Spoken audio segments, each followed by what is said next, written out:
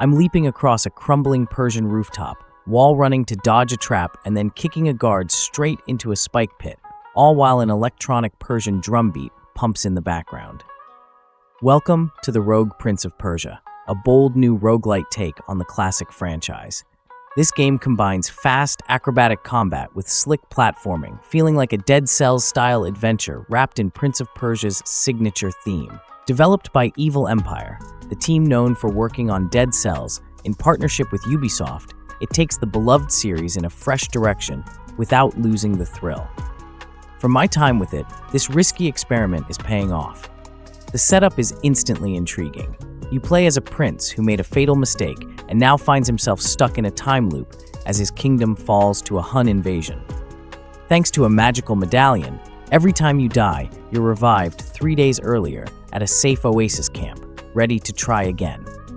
Death is how you rewind time in this game, a clever twist on the old Sands of Time idea. Your goal is to fight through procedurally generated levels of the besieged city, slicing through hordes of enemies, gathering gear, and ultimately confronting the warlord behind it all. Along the way, you'll rescue family members and allies, uncover secrets, and even collect clues on a mind map that persist between runs.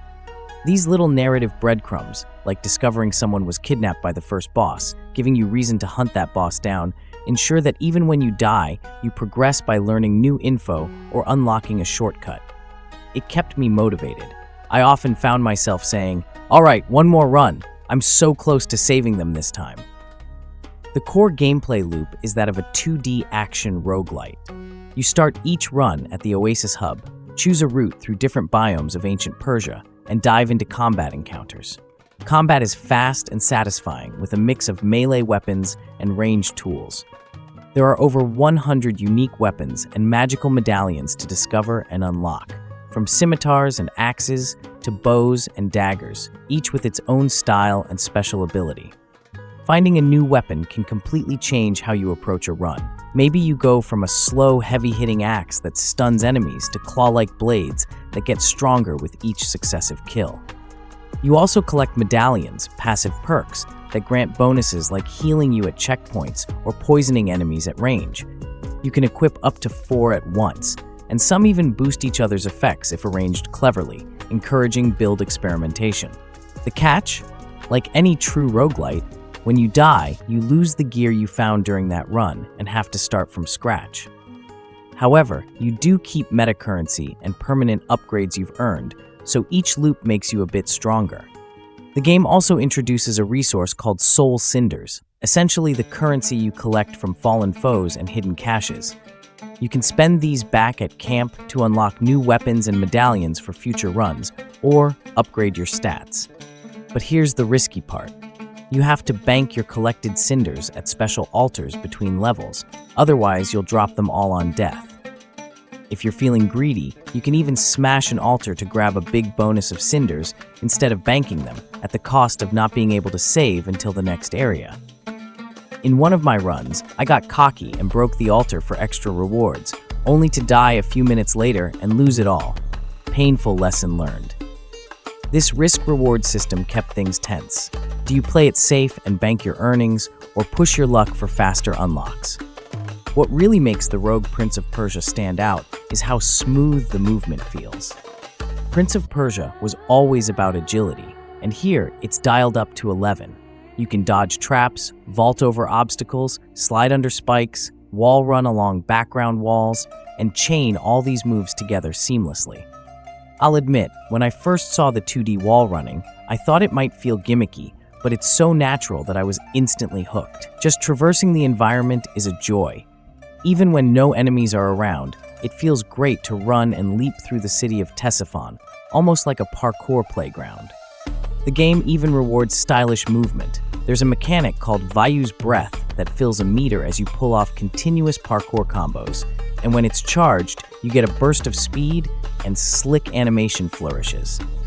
It's a brilliant way to make you feel like an acrobatic ninja prince when you string together a perfect sequence of jumps, rolls, and wall runs. Combat is simple to pick up, but hard to master. At its core, you have a primary weapon for rapid attacks or heavy blows, and a secondary weapon like bows or throwing knives with limited uses. The controls are responsive. You slash, you dodge roll, or leap over foes, and then strike again. Early on, fights can feel a bit basic, since the prince's moveset depends mostly on the weapon you're using. You might find yourself doing a similar attack-dodge-attack pattern on the first few grunts you meet.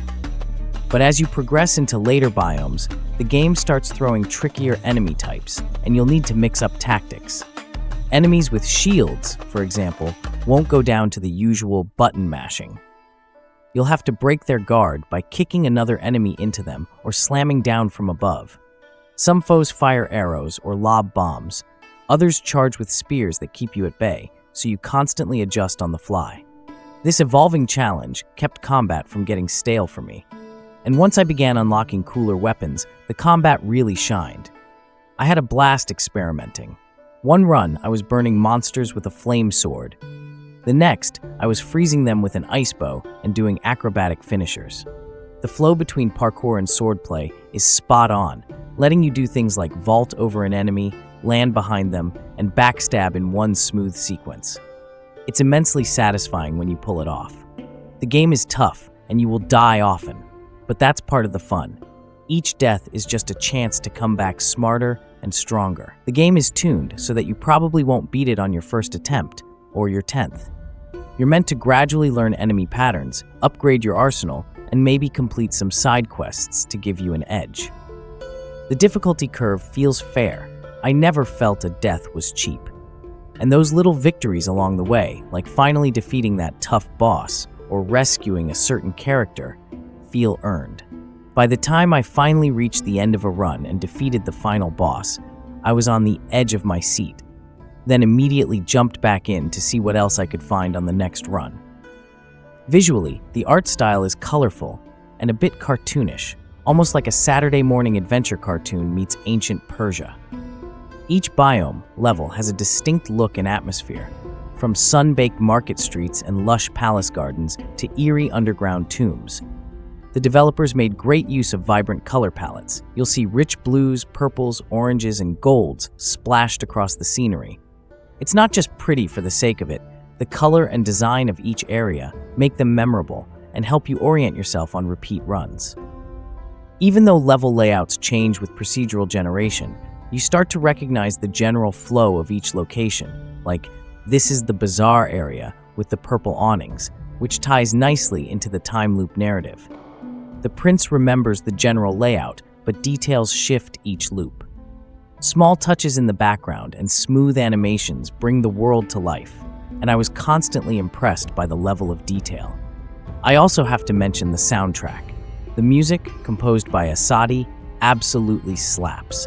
Traditional Persian instruments and melodies are fused with modern electronic beats, creating a pulse-pounding soundtrack that perfectly matches the high-energy gameplay. Every biome has its own music that ramps up when combat starts, so you might hear a wistful Persian flute while exploring. Then suddenly an intense drum and bass kicks in as enemies swarm. It gets me in the zone. I even found myself humming the tunes afterwards, which is always a good sign. Sound effects are spot on too. Swords clang, traps click, and enemies grunt in satisfying ways. And yes, there's the iconic Prince of Persia vibe in there. Subtle nods like the whoosh of spikes or the mystical sound when you grab a power-up that gave me nostalgia. Overall, the audio and visuals combined to create a presentation that drew me in every run. For all its strengths, the Rogue Prince of Persia isn't without flaws. The story and characters take a back seat to the action, which is fine by roguelite standards, but don't expect a gripping narrative beyond the basic time loop premise. The characters you meet, including your family members and allies, are a bit one-note and forgettable. I honestly couldn't even recall the name of the villain leading the Huns. He's just that bad guy I need to defeat. The upside is the game does provide bits of lore and dialogue each run, but it's more about setting the stage for your adventure than delivering a deep plot. Some aspects of progression also feel a bit shallow. There's a training tree you unlock as you play, which offers minor perks, like a slightly bigger health flask or revealing treasure locations. It's useful for making the next run a little easier, but it doesn't introduce new abilities or dramatically change how you play. I found it a bit underwhelming. more like checking boxes for incremental buffs than unlocking exciting powers. In the late game of early access, I eventually ran out of cool things to spend my currency on, which made the meta progression lose steam. On the bright side, the core combat and platforming are excellent. The game's scope is also smaller than a giant like Dead Cells, with fewer levels and bosses overall, at least at launch. For me, this wasn't a huge issue because the content that is there is very polished and replayable. But if you're expecting an endless array of biomes, you might be a little disappointed. Think of this as a more focused experience, quality over quantity. After playing the full release in 2025, I can say it's improved a lot since early access. There are more areas to discover now, including a proper final boss fight, and the early game difficulty has been tweaked upward a bit. Still, the first hour or two will be easier than the later parts, so veteran roguelite players might breeze through the opening until the challenge ramps up. I recommend sticking with it, because once you hit those tougher biomes, the game really shows its depth. One thing that adds longevity to the Rogue Prince of Persia is the awakening system that unlocks after you beat the game once. These are difficulty modifiers, like turning up enemy damage or adding harder hazards, that you can toggle on for greater rewards. It's similar to New Game Plus or Heat systems in other games. You get to customize the challenge to keep things interesting. I loved this, because after I finally conquered the final boss, I wasn't done. I cranked up a few awakenings and jumped back in to test my skills. You can make the game brutally hard if you want to, which really extends the replay value. And with procedurally generated levels and random events, no run is the same anyway. Even after dozens of runs, I'd still stumble on a secret room or a cool weapon I hadn't seen before. It's also worth noting that Evil Empire has a great track record of supporting their games long-term. They kept Dead Cells thriving for years with updates and new content, and I expect they'll do the same here. The full release was just the beginning. I wouldn't be surprised to see new weapons, bosses, or even modes added down the line.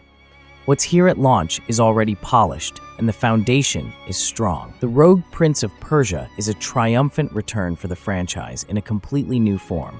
It delivers fast-paced combat, smooth parkour, and stylish presentation that together create an addictive loop. Sure, the story is forgettable and some progression elements could be deeper, but those are minor gripes when I'm having this much fun defying death and saving Persia one run at a time. If you love action platformers or roguelites, or just have a soft spot for Prince of Persia, this game is absolutely worth your time. I'm scoring it a solid 8 out of 10. If you enjoyed this review, hit that like button and subscribe to GameVault HQ for more reviews on the latest games. Thanks for watching, and see you in the next video.